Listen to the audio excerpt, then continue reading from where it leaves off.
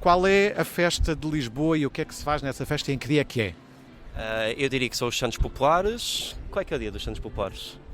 É que nós vivemos em Alfama, mas agora não... Não sei. É em junho, né? É em junho, sim. O dia específico... Dia 13? Dia 13, Na verdade é na véspera. Na véspera, isso. E o que é que se faz lá em Alfama? Já que são de Alfama? Muita festa, muita sardinha, muita cerveja. Entremeada, cerveja grátis, não, cerveja barata. Bifana. E muita festa, porque aquilo é um bairro muito histórico e realmente dá vida ao bairro, às ruas. E já que este podcast é de história, qual é a origem desta tradição?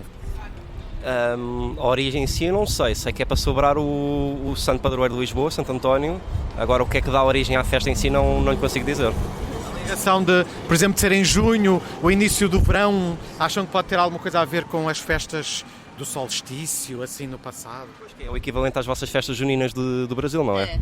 No Brasil temos também festa junina, mas é em junho, só que é frio. E o Santo António tem alguma coisa a ver com as festas juninas ou nada? Não tem com as festas juninas, mas Ou é São João ou São Pedro? São João, sim. São João é o da festa junina, mas Santo Antônio do Brasil é o santo casamenteiro, né? Então todo mundo que quer namorar ou casar vai fazer oração. Mas para isso é bom fazer uma festa junina, para encontrar. Tem que fazer, mas é mais São João, sim. Aqui também temos os casamentos de Santo António, na altura dos Santos Populares. Dizem que dá certo.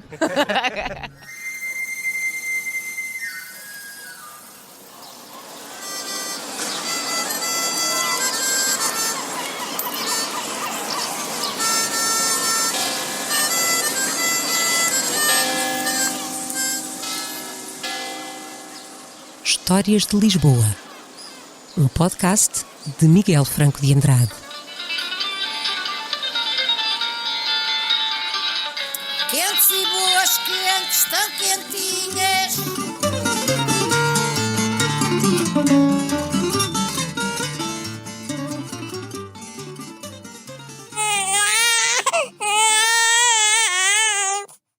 Nascido apenas 6 anos depois da morte de Dom Afonso Henriques, pode dizer-se, sem fugir à verdade, que esta é a primeira internacionalização de uma personalidade portuguesa. Mas se em vida Fernando Martins de Bulhões foi um rapaz de boas famílias de Lisboa, habitante no privilegiado bairro da Sé, que apenas uma geração atrás era a grande mesquita de Alhuçebuna, António, o nome que escolheu quando abraçou a revolucionária Ordem dos Franciscanos, transformou-se numa superstar religiosa, protagonizando a mais rápida canonização da história da Igreja.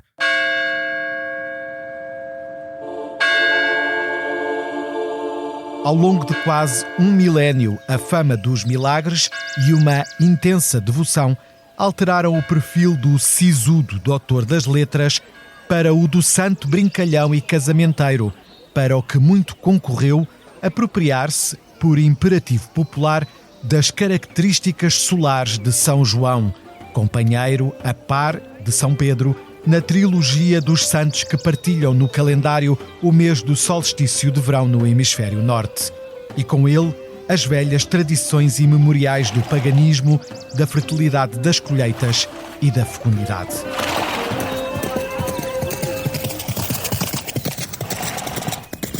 O culto do santo espalha-se pelo mundo, mas em Lisboa o fenómeno vai ganhar ainda mais significado e dá lugar a festas populares e profanas com arraiais, marchas ao flambó e as outras reinventadas em plena ditadura militar que nos chegam agora quase um século mais tarde sob a forma da festa e da liberdade. Neste episódio de Histórias de Lisboa, vamos mergulhar nos festejos dos santos populares e conhecer quem foi Fernando Martins de Bulhões, António, um rapaz de Lisboa.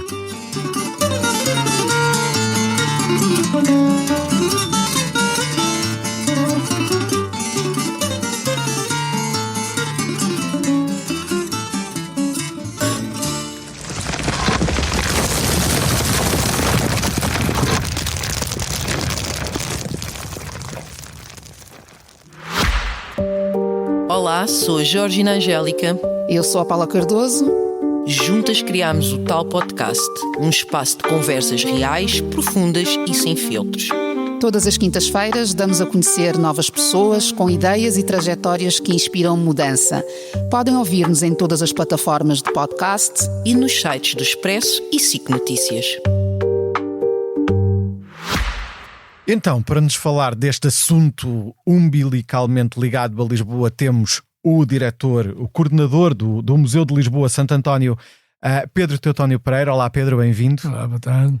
Pessoa ideal para nos falar de Santo António nas suas várias vertentes. É de facto um assunto que convoca várias dimensões dos últimos 1000 anos na história de Lisboa, não é? Não só as festividades, como a ligação à Igreja Católica, como a ligação ao poder local, ao poder central, ao paganismo, à religião mais institucionalizada.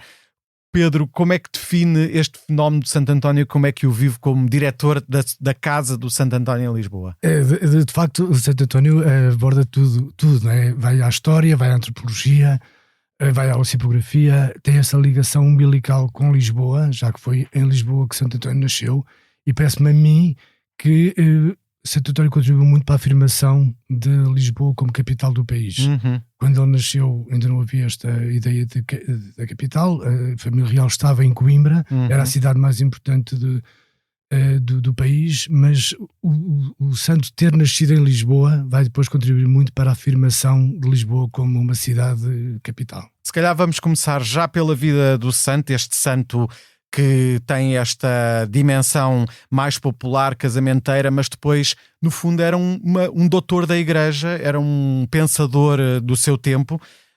O seu tempo, que é preciso ver que ele terá nascido em 1191, esta data, aliás, foi revista. Portanto, tradicionalmente foi em 1195, em 1981 houve uma exumação do corpo em Pádua, houve estudos do seu corpo e então determinaram que deve ter nascido por volta do ano de 1191. Antecipou-se 4 anos o nascimento do santo. Isso é notável, essa atualização, digamos. E estamos a viver um período muito especial em Portugal, só para nos situarmos, quer dizer, Dom Afonso Henriques tinha morrido há 6 anos. Estamos nesse momento em que, de repente, o Dom Sancho I, não é, o primeiro filho, está a afirmar-se ainda numa cidade que há uma geração atrás era muçulmana. Sim, Lisboa ainda era uma cidade fronteira nessa época, portanto era uma cidade com muralhas e do outro lado do rio ainda estavam os muçulmanos que de vez em quando faziam incursões na cidade de Lisboa e, portanto, era uma cidade ainda de fronteira, de ligação com os muçulmanos. Realmente o Fernando de Bulhões nasceu em Lisboa em 1191. É o nome dele, não é? Fernando Exato. Martins de Bulhões. Nasceu em frente à Sé de Lisboa. Ele foi em miúdo, estudou na Sé, portanto era um centro de estudos, era ainda as catedrais, e ele estudou ali, foi menino do coro, e depois mais tarde ingressou nos Cónigos Grandes de Santo Agostinho. Foi para o mosteiro de São Vicente Fora. Na adolescência. Certo. Depois diz a tradição que ele teve 2 anos em São Vicente Fora e que a família e os amigos não o deixavam tranquilo a estudar. Então ele quis aprofundar os seus estudos e pediu transferência para Coimbra, que era a sede dos Cónigos Grandes de Santo Agostinho. Está, Coimbra como essa cidade importantíssima nesta primeira dinastia. Sim. Ele tem essa autorização e vai para Coimbra. É interessante que Santo António viveu cerca de 40 anos e, portanto, os primeiros 20 anos vai passá-los em Lisboa. Portanto, só com quando tinha cerca de 20 anos mudou para Coimbra e fica 10 anos a estudar em Coimbra, em Santa Cruz. E é aí que ele vai conhecer os franciscanos. Os franciscanos é uma ordem muito recente e São Francisco de Assis tinha enviado alguns frades para evangelizar no Norte de África. E eles vêm pelo norte de Portugal e vão a caminho de Marrocos, pelo território português. E vão a Coimbra para se encontrar com a família real, com a rainha. A rainha dá-lhes proteção e eles são, enfim, e é aí que o nosso Fernando de Bulhões, conhece os franciscanos. E tem um grande impacto nele, estes missionários que vão para Marrocos, não é? É interessante porque a ordem de Cónigos Grandes de Santo Agostinho era uma ordem muito rica, muito ligada à família real. Era uma ordem imponente, era a ordem mais rica do país, enfim.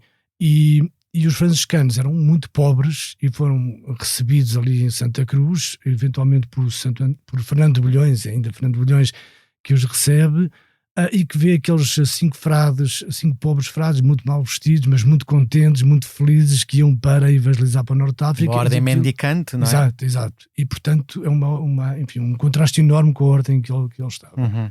Os franciscanos vão para Marrocos e são martirizados em Marrocos, e os corpos são enviados para Coimbra e são recebidos em Santa Cruz, em Coimbra. Portanto, este episódio vai marcar muito o Fernando de Bulhões. Ele ficou muito impressionado com isto, de tal maneira que ele decide tornar-se franciscano e ir evangelizar para Marrocos, ir seguir o exemplo destes frades, ir martirizar-se em Marrocos. Inacreditável pensar este fenómeno no século XII de alguém que é impactado por uma nova ideologia, por uma nova ideia, quase uma certa...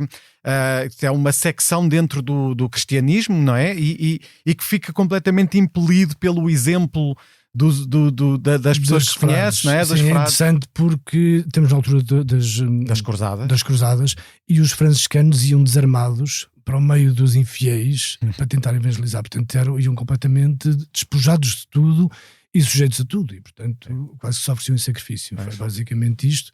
Enfim, e ele vai a Marrocos, chega a ir a Marrocos. Ele então vai para Marrocos. Portanto, ele sai de Benedito Agostinho, torna-se franciscano e toma o nome de António em homenagem a Santo Antão, que era o nome do ermitério onde estavam os franciscanos em Coimbra. É aí que ele toma o nome de António. Então, como António, vai para Marrocos. Vai passar um inverno muito doente em Marrocos, de tal maneira que na primavera seguinte é enviado para Lisboa, porque não conseguia evangelizar e não conseguia fazer nada ali, e é enviado para Lisboa novamente. Para a casa da família perto da Sé, que já falámos. Ou para Coimbra, eventualmente. Ok, para Portugal. Enfim, depois diz a tradição que há uma tempestade que arrasta o barco de onde ele vinha para a Itália. Há esta ideia da tempestade, ou enfim, que arrasta o barco. Quase como uma intercessão divina. Ou a tempestade pode ser alguma coisa figurada e pode ser alguma coisa dentro do nosso espírito. Nosso António, que decidiu não ficar em Marrocos e decidiu ir para a Itália. E, portanto, eventualmente pode ter sido uma decisão dele, porque, enfim, uma tempestade arrastar um barco que vem de Marrocos para a Itália, atravessar o Mediterrâneo todo em tempestade, seria um pouco específico. É preciso ver também que é em Itália que vem, digamos, o legado de São Francisco de Assis. Sim, estava Itália, e São Francisco de Assis estava em Itália nessa altura, vivo, e portanto e tinha um grande poder de atração e enfim, estava com um impacto enorme. E eventualmente o nosso António quis ir para a Itália para conhecer Francisco de Assis. E ele ainda conheceu o Francisco de Assis? Conheceu o Francisco de Assis, enfim, vai depois participar no capítulo das Esteiras, que é um capítulo importante que é realizado em Assis, com a presença de São Francisco, mas o António está lá como um frade perfeitamente anónimo e, enfim... Quando acaba depois o capítulo das Esteiras, ele fica ali sem saber o que há de fazer, depois alguém o agarra, ele, como era sacerdote, vai para Monte Paolo, porque era um ermitério franciscano que não tinha padres e então precisavam lá de um padre, e então pediram para ele ir. Ele teve lá alguns anos ainda, 2 anos. E a verdade é que rapidamente se transforma numa superstar, digamos. Ele vai se transformar numa superstar depois, quando vai haver 2 anos depois de ele estar ali em Monte Paolo. Há um momento em que vai haver uma ordenação de vários padres e ele é convidado a participar. Ele está lá a assistir. Entretanto, o orador que ia fazer o sermão não apareceu por qualquer razão, e então pedem-lhe para ele ser ele a dizer o sermão. O célebre caso da substituição, não é? Muitos atores começam a sua carreira de teatro assim, alguém ficou doente e eles... Ele nega-se à partida, mas depois por questões de obediência então vai praticar o sermão e revela uma eloquência enorme, revela um conhecimento enorme das Escrituras, e de tal maneira que impactou ali os frades, que depois chegou aos ouvidos de São Francisco de Assis, que depois o nomeia como um orador da ordem, e a partir daí ele vai ter um desenvolvimento enorme como pregador por esta Europa toda. Sim, na altura França, norte de Itália e sul de França. Sim. É uma altura em que a Europa estava com vários movimentos heréticos. Sim. E então há uma cruzada interna dentro da Europa para converter novamente as populações. E o Santo António vai então cumprir esta função e vai de cidade em cidade, de aldeia em aldeia, para combater as heresias. Porque é interessante, porque se o nosso Santo António é muito intelectual, O São Francisco de Assis não era. São Francisco de Assis era um homem muito radical, defendia muita pobreza em todos os sentidos, e então achava, por exemplo, que ensinar alguma coisa era uma soberba de alguém achar que podia ensinar alguma coisa, e portanto proibiu os frades de estudar. Os frades tinham que ir junto dos pobres, ajudar os pobres, trabalhar com os pobres e pouco mais. Enviava novamente os frades para ir combater as heresias, só que os frades iam muito pouco preparados intelectualmente e, portanto, normalmente perdiam sempre estas disputas. E de tal maneira que ele então percebeu que então valia a pena ensinar alguma coisa, e então ele vai pedir a Santo António, e é o primeiro frade que ele autoriza a fazer isto, a ensinar os outros frades para poderem combater as heresias, e portanto vai ser o primeiro teólogo da Ordem Franciscana. Enfim, ele ganha nome dentro da Igreja e dentro do movimento franciscano. Para antecipar isto também, o Santo António agora já, ele não vive muito tempo, não é? Por volta dos 40 anos acaba por morrer a caminho de Pádua, que era onde portanto, ele queria depois voltar. vai passar os últimos 10 anos de vida em Itália e no sul de França a evangelizar. Ele não vai parar, vai estar sempre em movimento. E depois ele próprio escolhe Pádua para morrer. Ele tinha uma ligação grande com Pádua, e então ele, quando se vê em 1231, depois de uma quaresma muito exigente, onde ele teve sermões todos os dias e fazia ouvia muitas confissões, ele vai pedir para levarem para Pádua.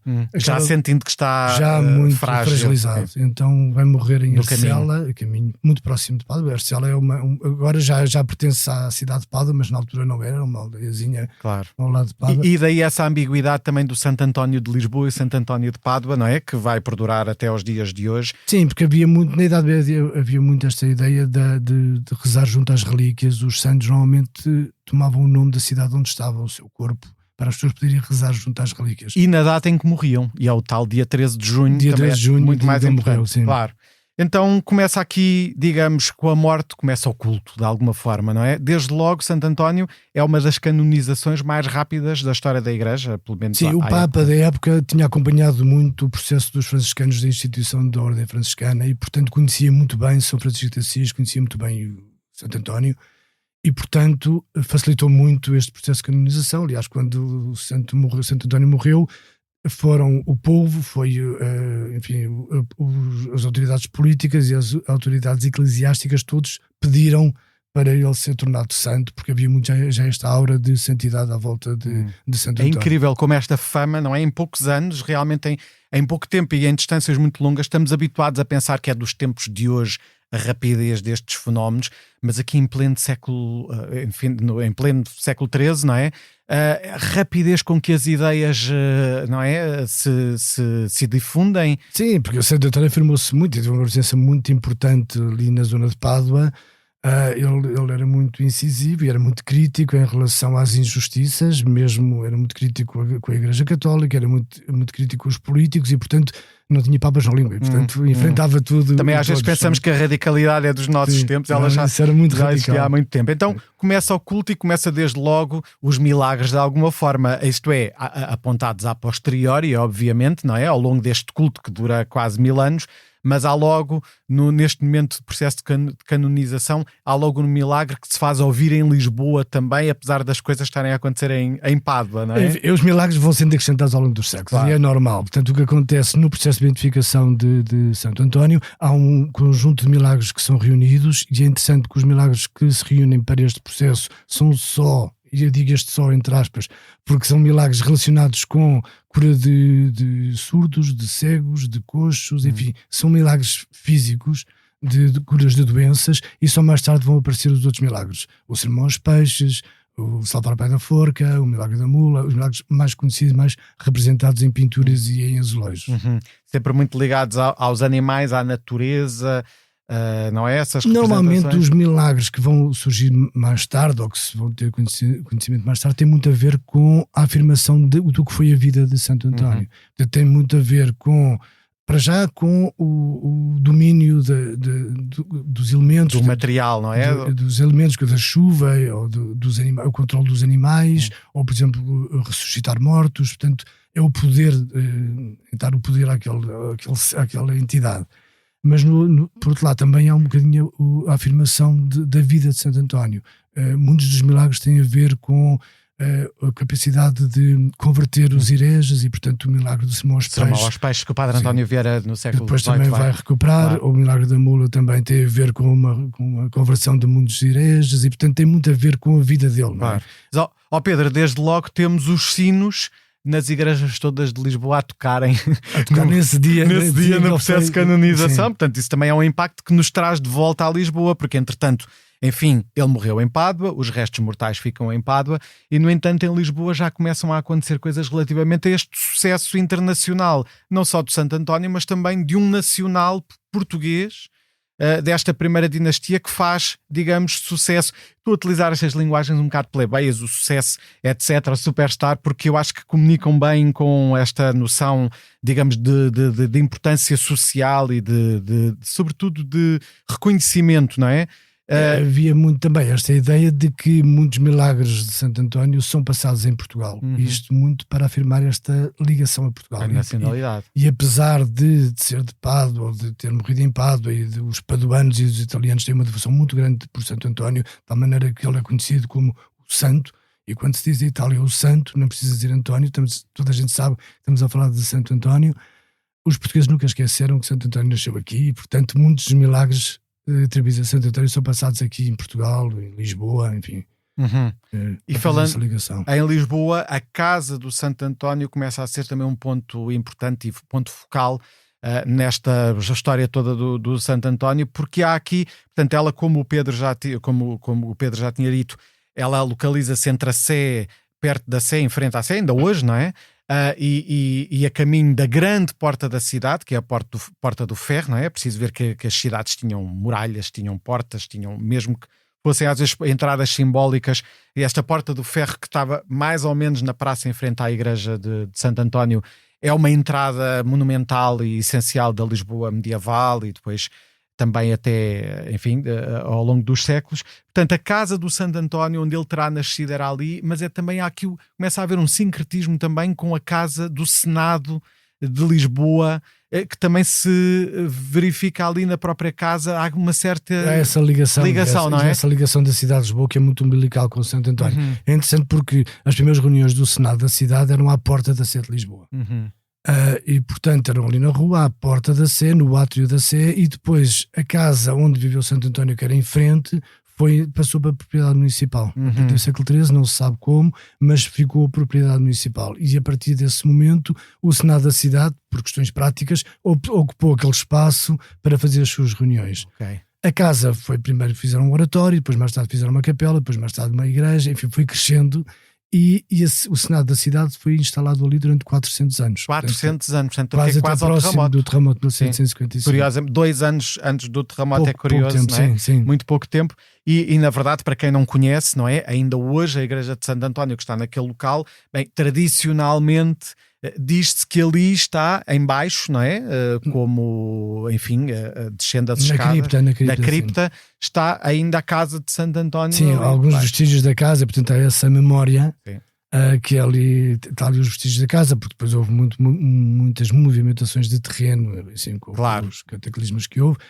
Enfim, a igreja de Santo António depois ruiu também com o terremoto de 1755, sobreviveu só o altar-mor, e a imagem que está lá no altar-mor também sobreviveu ao terremoto. Foi considerado assim um milagre, e então a população envolveu-se em donativos para reconstruir a igreja.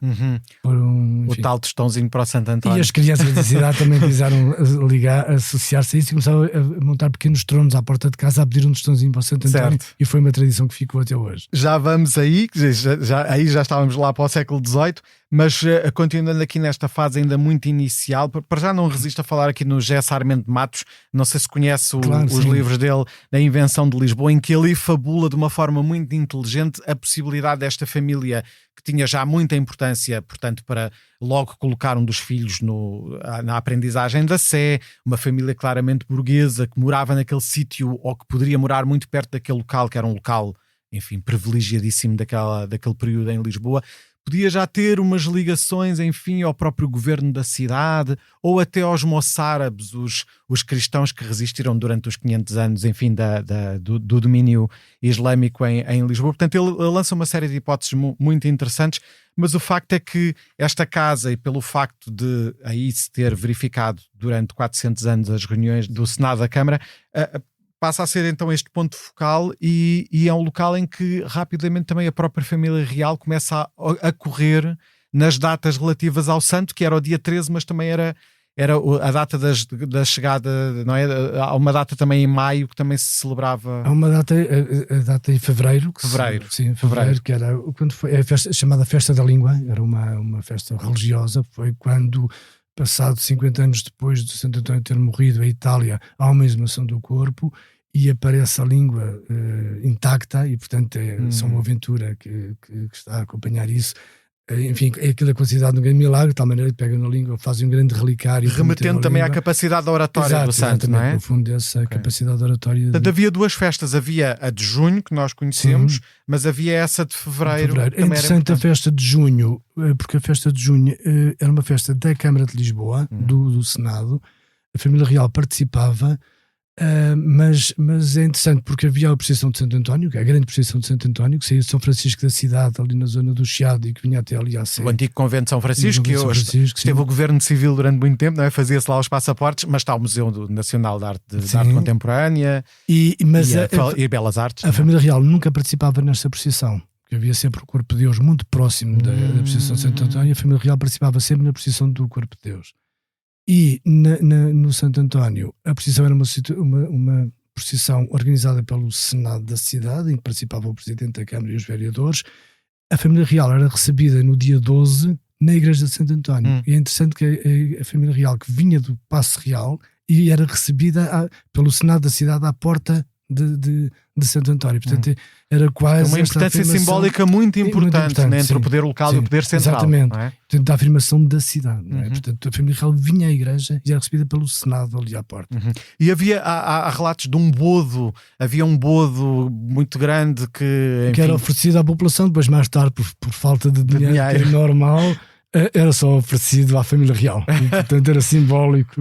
Também aqui a importância das crises e da carestia para os altos e baixos destas celebrações. A verdade é que há aqui um momento muito importante no século XV, que é quando o filho de Dom João I, o Dom Pedro, traz uma relíquia oferecida pelo Papa para Lisboa, e isso tem um fator de intensificação, digamos, destas celebrações oficiais, mas também as outras que também ocorreriam mais populares à volta do Santo António. Sim, sempre houve essas manifestações populares. Isso é interessante porque nota-se isso nas camadas mais baixas da população. O povo, os marinheiros, os tanoeiros, enfim, celebravam o Santo António e era celebrado nos bairros da cidade.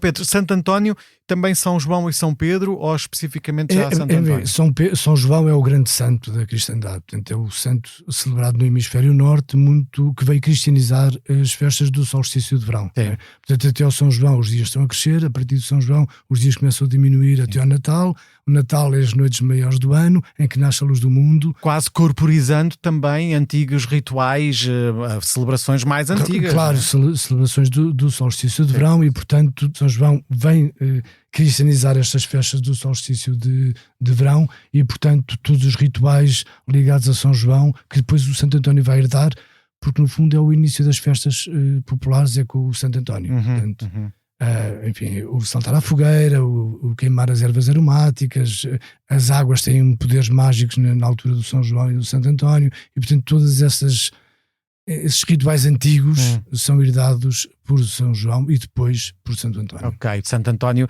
certamente por ser o santo nascido na cidade, não é? Começou a ganhar protagonismo na cidade, e como disse também, como fator de afirmação de um país, de um reinado, de uma dinastia cuja capital estava em Lisboa. Sim. Não é? Sim.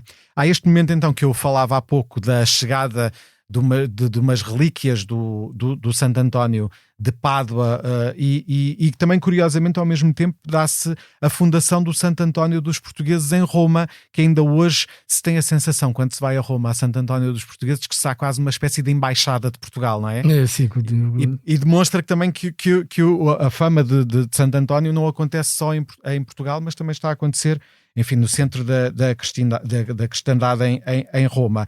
Sim, o Dom João II vai concretizar e o Dom Manuel é que vai concretizar, claro, deita abaixo a igreja e constrói uma igreja nova, manuelina, assim, uma igreja opulenta, que depois vai ser melhorada por Dom João V. O poder real vai sempre associar-se muito a Santo António, e portanto vai sempre usar muito a figura de Santo António para a afirmação de Portugal e dos portugueses. Depois o Dom João V também vai enriquecer muito aquela igreja. Depois já século XVIII, na primeira metade, sim. Certo. Então, temos uma festa litúrgica oficial, uma procissão que vem de São Francisco, não é? Da colina de São Francisco do Chiado, e que vem, creio eu, até à Sé. Mas, enfim, as procissões são sempre um momento de abertura, não é? De festa, e portanto há sempre também um momento de transgressão. E o Beckford fala-nos um bocadinho disso. William Beckford esteve em Portugal em 1727. Sim, ele vai descrever isto, vai achar estranhíssima a festa de Santo António, portanto não o deixam à noite dormir, porque com os foguedos e com os tronos de Santo António. Queria só corrigir, 1787, já foi. Exato, depois do terremoto, sim. Não que não o deixam dormir com a barulheira, enfim, acho que é estranhíssimo. Ele depois vai participar também, vai assistir à procissão de Santo António, vai também ser muito crítico em relação à procissão de Santo António. Mas depois é curioso porque o Beckford depois no fim de vida vai se converter muito a Santo António, e ele próprio vai ter uma estátua de Santo António em casa, enfim, vai ter uma devoção grande por Santo António. Cá está esta duplicidade que Santo António convoca desse lado. Então vamos à festividade propriamente dita. Também, ainda além da procissão, também tenho aqui referência da existência das trezenas. Havia a trezena, portanto a trezena é a festa de Santo António nos 13 dias que antecedem a festa. Começam no dia 1 de junho e vai até a dia já há aqui uma antecedência desta festa quase mensal. Mas das festas de Lisboa. É festa religiosa. Portanto, certo. A trezena é uma festa religiosa, ainda havia sermão. O que eu digo é que as festas de Lisboa, depois que duram quase o mês inteiro, já tem esta tradição de não ser só um dia, já ser aqui uma série de dias. Isso, depois fechamos os santos populares, que é o Santo António, o São João e o São Pedro. Claro, acaba. Portanto, o Santo António é 13, o São João 24 e o São Pedro 29. Certo. Mas então esta trezena são os 13 dias antes 13 dias que antecedem e tem a ver com o caminho para a festa. Portanto, era a preparação para a festa. Era sermão, era todos os dias missa e, portanto, feito o sermão na igreja de Santo António. Paralelamente havia as festas populares. As festas populares nos bairros. Já aflorámos aqui um bocadinho a queima as fogueiras, as alcachofras. Sim, estas havia coisas. muito estas tradições, muito ligadas às sortes populares de Santo António. Sortes, deitar as sortes. Deitar as sortes, que é interessante. Era muito, no fundo são estas práticas, mais uma vez de ruptura, não é? Deste período de ruptura de festa, e portanto era uma altura de maior liberdade das raparigas, em que podiam ir para o campo sozinhas, em que podiam, enfim, estamos numa altura quase no princípio do verão, e portanto de uma liberdade grande e de um erotismo grande espalhado pela cidade. E portanto havia muito esta ideia do poder das águas. As raparigas iam molhar-se no orvalho da manhã, ou iam às fontes. Eu tenho aqui nota também do chafariz da Rua Formosa, a atual Rua do Século. Sim, havia muitos pontos dos chafarizes de Lisboa, que havia um grupo de rapazes e raparigas que saíam à noite para se ir molhar nos chafarizes, não é? Porque a água realmente tinha poderes mágicos. Um banho no dia de Santo António significava 3 banhos, é como se passe 3 banhos. Portanto, havia muito este lado mais mágico relacionado com as práticas. Por exemplo, havia esta ideia de meter os nomes dos namorados ou dos rapazes num copo d'água, e o papel que se abrisse era o nome do namorado. Enfim, havia muitas práticas relacionadas com esta ideia do namoro. Esta ideia do casamenteiro também, não é? Depois vai afirmar que é interessante, até o século XIX o santo casamenteiro era o São João.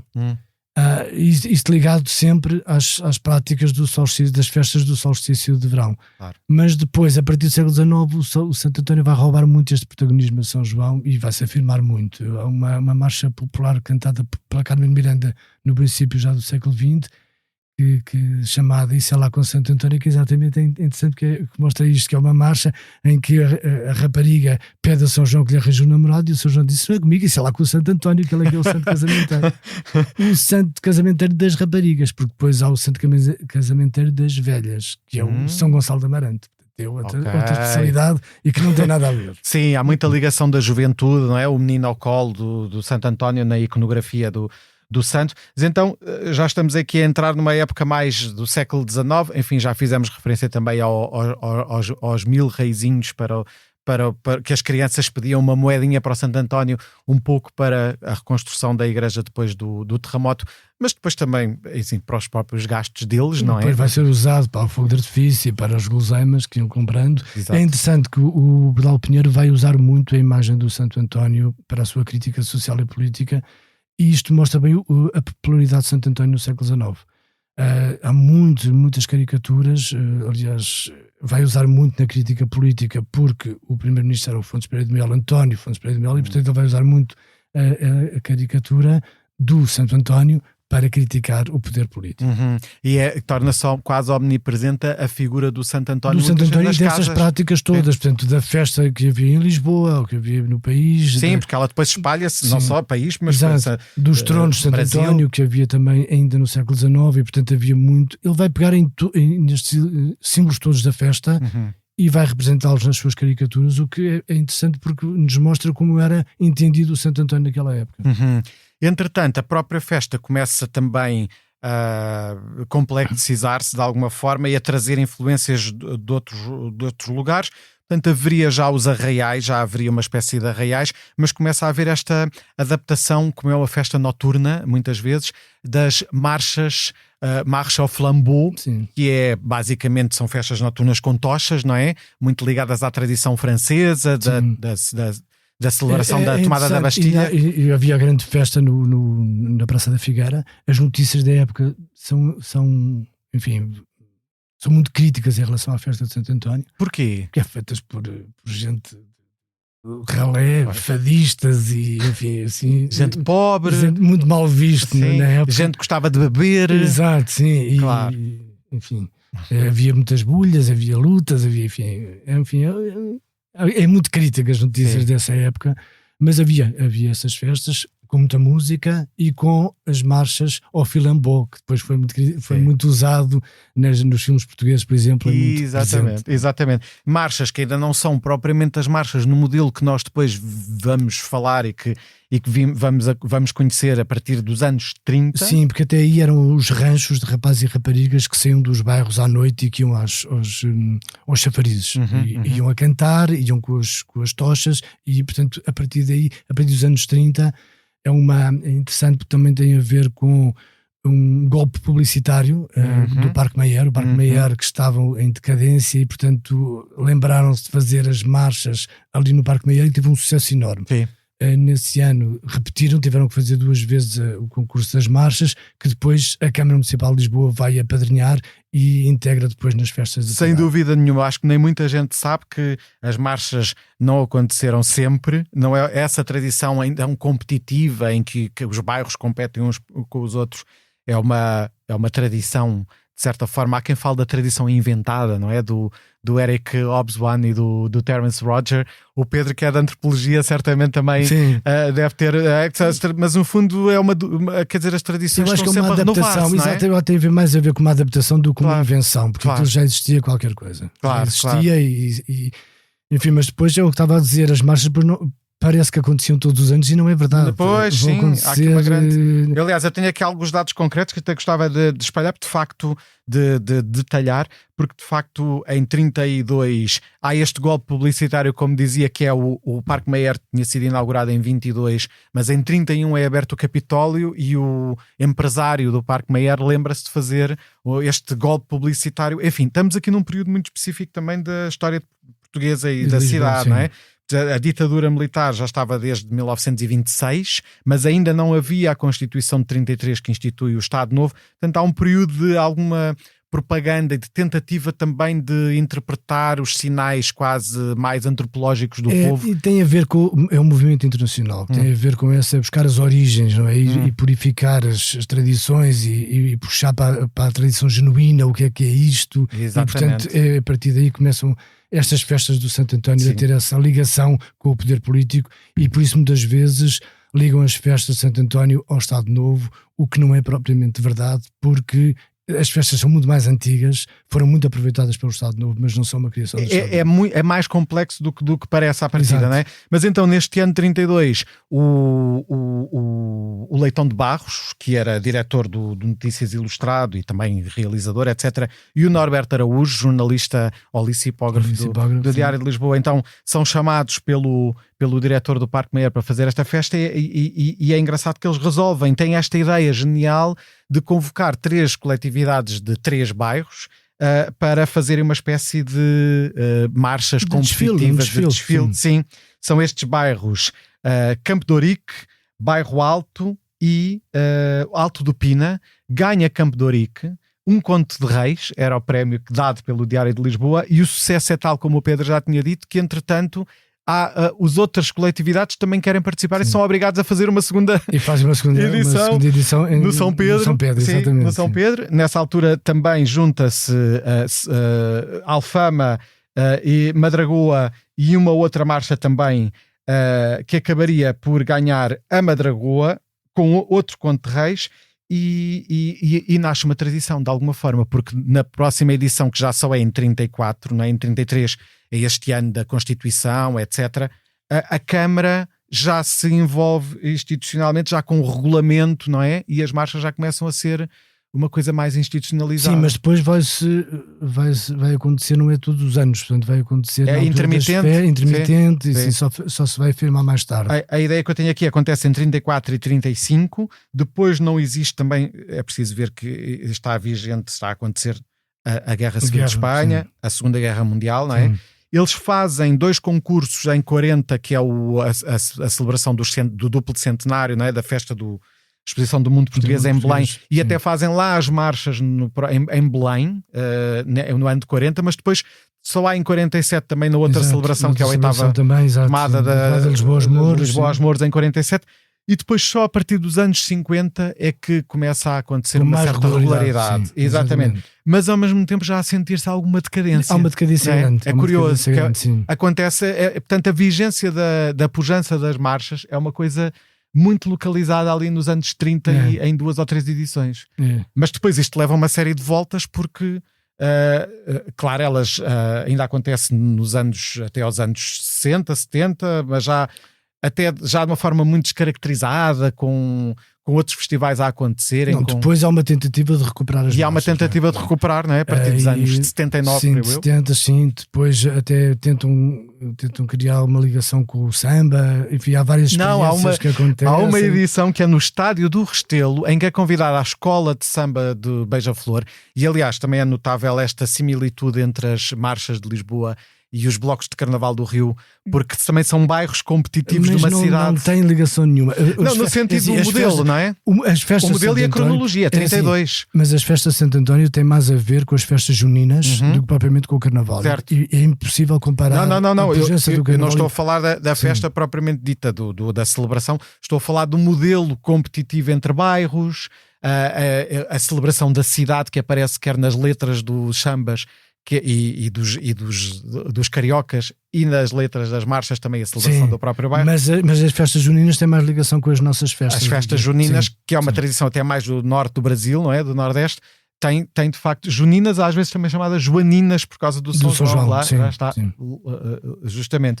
Mas então há este convite à Escola de Beija-Flor, creio que é em 81, e que é descrito como uma coisa, porque é uma escola de samba numa noite de Santo António gelada, com um vento cortante, e portanto aquilo é um grande flop. Enfim, só com o Jorge Sampaio, na verdade nos anos 90, em 1990, em que há o verdadeiro ressurgimento das marchas, não é? Depois há uma comissão que é nomeada para pensar as festas de Lisboa, e eu acho que é a partir dessa comissão que então é instituído um conjunto de festas. Começam a aparecer essas festas integradas já neste mês de celebração, com concertos, com os arraiais, etc. Mas ao mesmo tempo em que estão a acontecer estas hesitações relativamente às celebrações das marchas, há também movimentações no âmbito do Santo António, porque se logo no início da República é fechada a igreja de alguma forma, mas todo o século XIX e o século XX é uma perseguição grande à igreja. Portanto, em 1834 são extintas as ordens religiosas, portanto há uma perseguição grande durante todo o século XIX. Em 1895 há uma tentativa de recuperar Santo António e há as grandes celebrações de Santo António, uma tentativa de afirmação também da própria Igreja Católica no país. Há umas festas muito grandes relacionadas com Santo António. Mas depois veio a República. E depois em 31 há novamente esta tentativa de recuperar.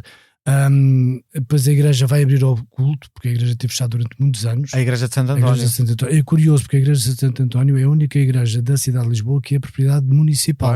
Continua a ser propriedade municipal. Lá está. As outras igrejas são do Patriarcado e do Estado. Esta é municipal e é da Câmara. E há outro dado muito importante: em 1953, dia 13 de junho é instituído como feriado municipal de Lisboa. Não foi sempre, não é? Bom, isso tem a ver, a partir de 1934 Santo António é considerado padroeiro secundário de Portugal. Certo. Depois da Nossa Senhora da Conceição. Depois da Nossa Senhora da Conceição, sim. Depois há muito esta tentativa de tornar Santo António doutor da Igreja, que só vai ser instituído em 46. E é interessante que há quem diga que realmente é o maior doutoramento de sempre, porque ele morreu em 1231 e é só considerado doutor em 1946. Portanto, canonizado rápido, mas doutor tarde. Muito tarde, sim, muito tarde. E depois é também retomada a procissão de Santo António, portanto, aquela procissão que vinha de São Francisco, ela terminou no século XIX, alguns ali no tempo. Em 19 foram proibidas todas as procissões. Havia aquela do Ferrolho antes, não é? Século XVII, que ia até à Penha de França. Essa procissão era realizada à noite, em agosto. Mas é interessante esta procissão do Ferrolho, porque os vereadores e o Presidente da Câmara iam descalços a procissão toda até a Penha de França. Ok. E então, em 1953 é o feriado de junho, 13 de junho, como feriado municipal de Lisboa, mas em 52 já estava a ser retomada a procissão de Santo António em redor ali da igreja, que hoje se realiza. É um momento, independentemente da religiosidade, é um momento incrível em que há uma procissão pelas ruas de Alfama. É uma experiência a procissão inicial, que eu aconselho, sinceramente. A procissão inicial foi retomada só à volta da igreja, portanto era ali uma volta muito pequena. Depois, só nos anos 80, vai ser criado este percurso que temos agora, que é a imagem sai sozinha da igreja de Santo António e depois entra em Alfama, vai a São João da Praça e entra o Andor de São João, depois vai ao Largo de São Miguel e entra o Andor de São Miguel, sobe a Santo Estevão, entra a Santo Estevão, depois vai a Santiago e desce outra vez à Sé. Portanto, é esta volta por Alfama. E volta a entrar em Santo António. É muito interessante. E eu já testemunhei ali muita gente a olhar para o sol e a dizer que está a ver o milagre. É engraçado essa religiosidade. Pronto. Há muitas pessoas que dizem que há o milagre do sol quando a imagem de Santo António entra na igreja depois da procissão. Sim. Enfim, o museu de que é coordenador é inaugurado em 1962 e com ele também há uma espécie de consolidação num pensamento também mais científico, de alguma forma, ou com uma vertente também museológica, de exposição, é uma conciliação destes vários fatores em tensão. É interessante, estamos em Portugal e, portanto, a ideia de museu surgiu no princípio do século XX. Havia a ideia de transformar a igreja de Santo António, que estava fechada, em museu de arte sacra e museu relacionado com o Santo António.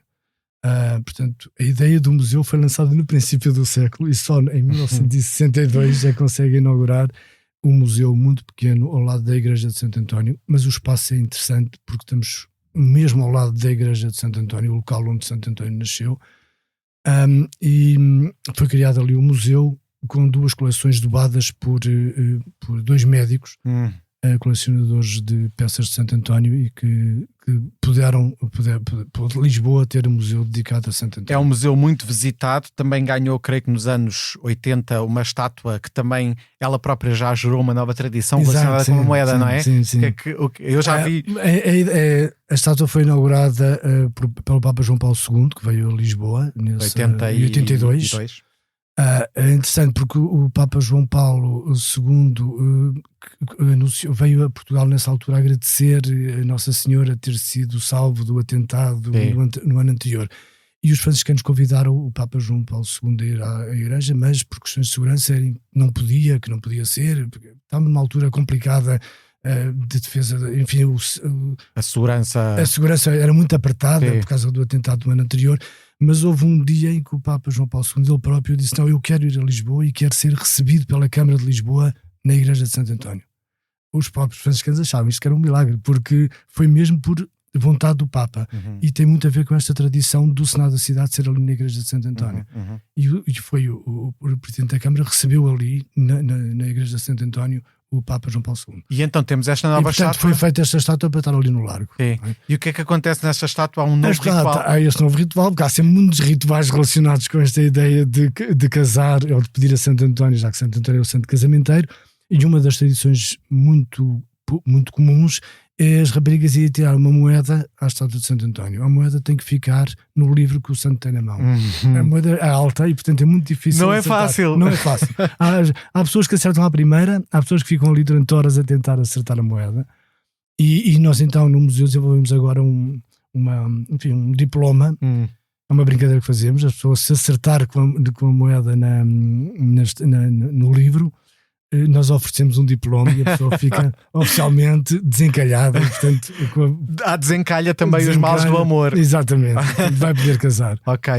A verdade é que, como disse, Santo António é dado então a toda esta... É um ímã para estas tradições e, de facto, eu lembro-me até nestas tradições quase também institucionais ou mais espontâneas, por exemplo o concurso da sardinha, que foi uma iniciativa da Câmara, da DGA, que na verdade a empresa que vai gerindo as festas e a cultura em Lisboa criou o concurso das sardinhas, que foi um sucesso enorme, é um momento a mostrar esta constante renovação, e as próprias festividades estão sempre a ser impactadas pela novidade. Eu vou só falar aqui, por exemplo, do caso da Bica, que me lembro perfeitamente, morava ali muito perto, nos anos 90, 2000, deixou de só ouvir música tradicional e ouvia-se techno até às 8 da manhã naquela descida da Bica.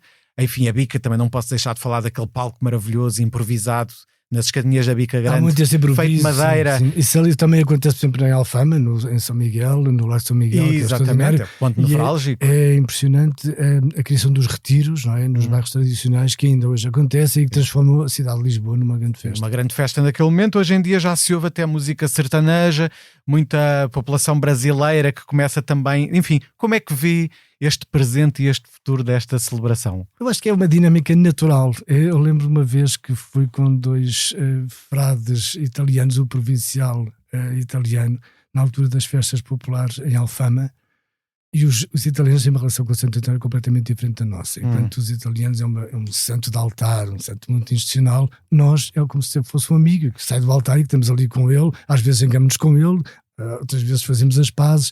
E foi muito interessante ir com estes dois frades franciscanos, os dois vestidos a rigor, no meio das festas de junho aqui em Lisboa. Eles estavam espantados com a forma como Santo António está presente em todo o lado ali, Alfama, e as pessoas pensavam que eu estava ali com duas pessoas mascaradas, pensavam que não eram padres, enfim, foi muito engraçado perceber essa dinâmica. E acha que tem longevidade e futuro esta... Eu acho que está completamente integrado e completamente... faz parte do nosso ADN, quer dizer... E ainda bem que é assim, porque, enfim, é uma característica muito lisboeta, não é? Muito portuguesa e que nos distingue dos outros. E acho que é bom haver esta distinção para não sermos todos iguais e não ser as festas serem iguais em todo o lado, não é? Portanto, acho que é bom haver esta diferença. Não podia ser de outra forma terminar esta temporada das Histórias de Lisboa e também ser este último episódio aqui mesmo à porta do início das festas a falar do Santo António. Pedro, agradeço a sua presença, muito obrigado. Muito obrigado e vale a pena ir agora às festas da cidade. Sem dúvida nenhuma, é obrigatório. Quem ouve este podcast não pode deixar de participar nas festas. Há muitas alternativas inclusivamente, que nos permitem fugir da confusão. Quem não gosta, inclusivamente ir ao museu. Ir ao museu para conhecer estas tradições, claro, todas. Não é? E ir à própria igreja, que também é interessante perceber esta questão pseudo-arqueológica na cripta da própria casa. Enfim, é um fenómeno que é muito mais rico do que podemos pensar e que não está enclausurado apenas num ramo do saber, digamos assim. Também podemos afirmar neste final de temporada que já temos garantida a nossa presença para uma próxima temporada, a começar já na próxima rentrée, creio que algures entre setembro e outubro. Portanto, fique atento às Histórias de Lisboa a continuar neste ano de 2026, depois do verão. Histórias de Lisboa têm a autoria de Miguel Franco de Andrade, sonoplastia de Salomé Rita, coordenação técnica de Joana Beleza e direção de Bernardo Ferrão. O genérico é de Nuno Rosa e Maria Antónia Mendes. Siga-nos no Instagram histórias.de.lisboa.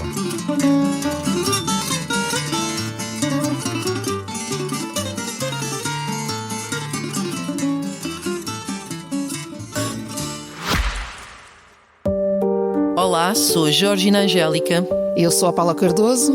Juntas criámos o Tal Podcast, um espaço de conversas reais, profundas e sem filtros. Todas as quintas-feiras damos a conhecer novas pessoas com ideias e trajetórias que inspiram mudança.